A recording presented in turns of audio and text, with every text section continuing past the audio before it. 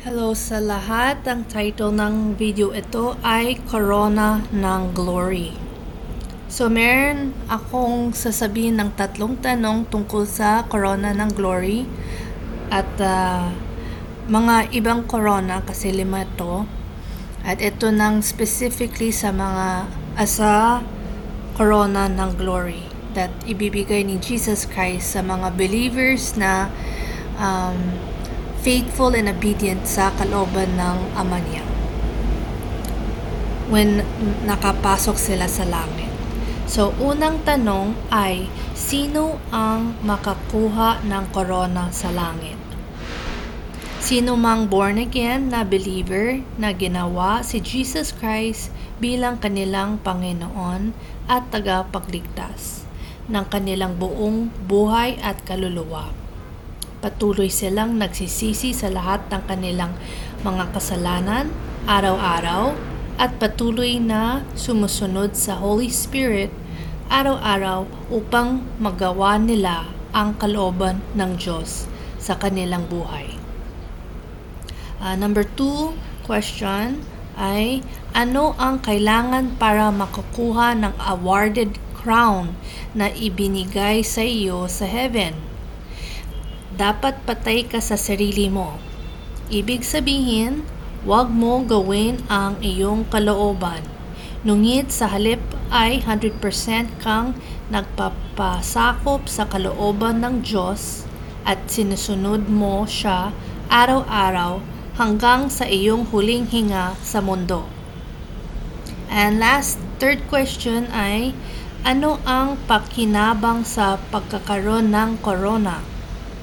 Mayroon kang walang hanggang gantimpala, karangalan at pagkilala mula kay Jesus Christ dahil nanatili kang tapat, masunurin, nagtiis sa lahat ng paghihirap at siya ay nalulukod sa iyong gawain sa iyong buhay sa mundo.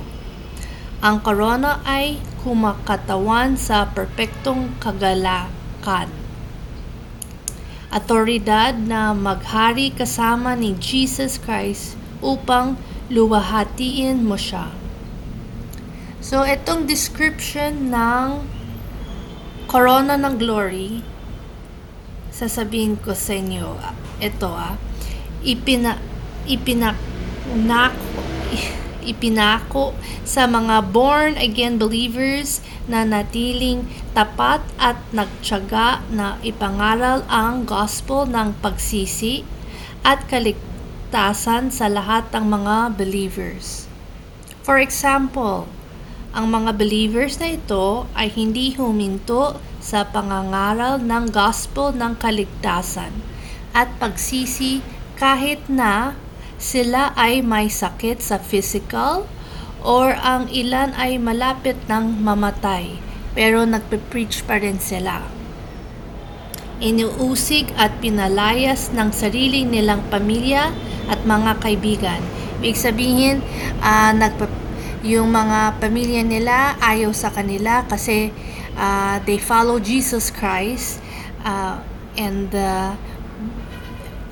itong mga pamilya nila and kaibigan nagpa-persecute sa kanila. So, wala sila ng pamilya. Pretty much. Ganun yung what it means. Yung mga problema sa panalapi, nawalan sila ng kanilang mga mahal sa buhay, sa kamatayan.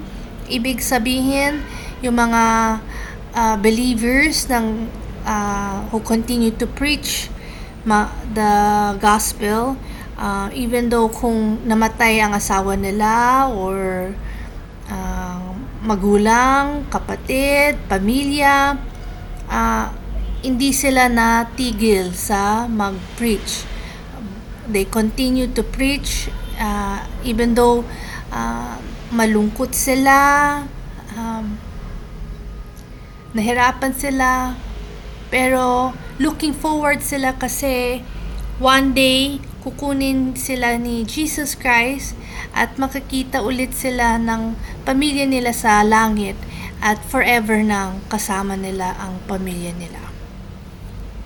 Yung pamilya nila na nakapasok sa langit, okay? To make it clear. Kasi hindi lahat ng mga believers pasok sa langit. Iba pupunta sa impyerno kasi hindi nila nagawa ang kalooban ng Diyos. At iba hindi na nagsisi sa lahat ng kasalanan nila. So, yun ang ibig sabihin. At nahaharap sila sa lahat ng uri ng mga tukso, pagsubok at mga problema na patuloy pa rin nilang ipangangaral upang makapasok sa higit pang mga kaluluwa sa langit. So, yun ang message tungkol sa Corona ng Glory. Sana natuto kayo at sana ma-inspire kayo gawin ang kalooban ng Diyos dito at magsisi sa lahat ng kasalanan nyo para makapasok kayo sa langit at hopefully that na ma-award tayo ng mga corona ni Jesus Christ kasi nagawa natin ang kalooban ng Ama niya at faithful tayo sa Kanya. So, ito ang end of the message. May Jesus Christ bless you.